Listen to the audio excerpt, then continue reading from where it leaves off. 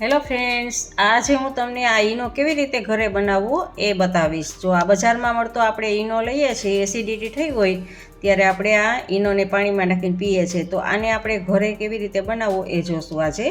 તો આપણે એક આ વાટકો લેવાનો છે અને એમાં આપણે મીઠું લેવાનું છે। તમે સિંધાલું કે કોઈ પણ મીઠું લઈ શકો છો। જુઓ, આ ટાટા નિમક લીધું છે મેં, અડધી ચમચી ટાટા નિમક છે। અને હવે એમાં આપણે 1.5 ચમચી 3 ગણો જેટલો આપણે મીઠું લીધું હોય એનું 3 ગણો લીંબુના ફૂલ લેવાના છે। 1.5 ચમચી આપણે લીંબુના ફૂલ લેશું। તો આ 1.5 ચમચી આપણે લીંબુના ફૂલ લીધા છે અને 4 ગણો આપણે બેકિંગ પાવડર લેવાનો છે, ખાવાનો સોડા।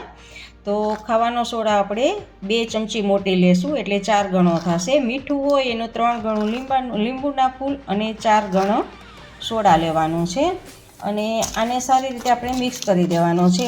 અને તમારે જો લીંબુના ફૂલનો એકદમ પાવડર ઝીણો જોતો હોય તો આને એક વખત તમારે મિક્સર જારમાં ક્રશ કરી દેવાનું છે, ગ્રાઇન્ડ કરી દેવાનું છે, એટલે એકદમ ઝીણો પાવડર બનશે।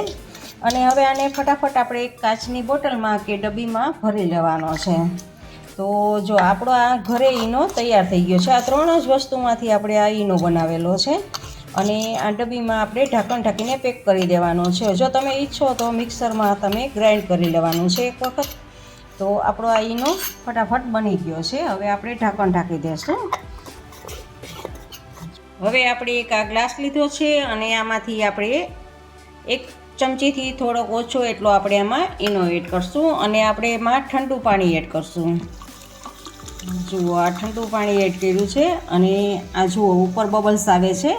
આપણો ઈનો એકદમ એક્ટિવ થઈ ગયેલો છે અને ચમચી આવી રીતે ફેરવશું અને ફટાફટ આને પી જવાનો છે। જુઓ, બબલ્સ ઉપર આવી ગયેલા છે। આપણે ઘરે બનાવેલો આ ઈનો છે।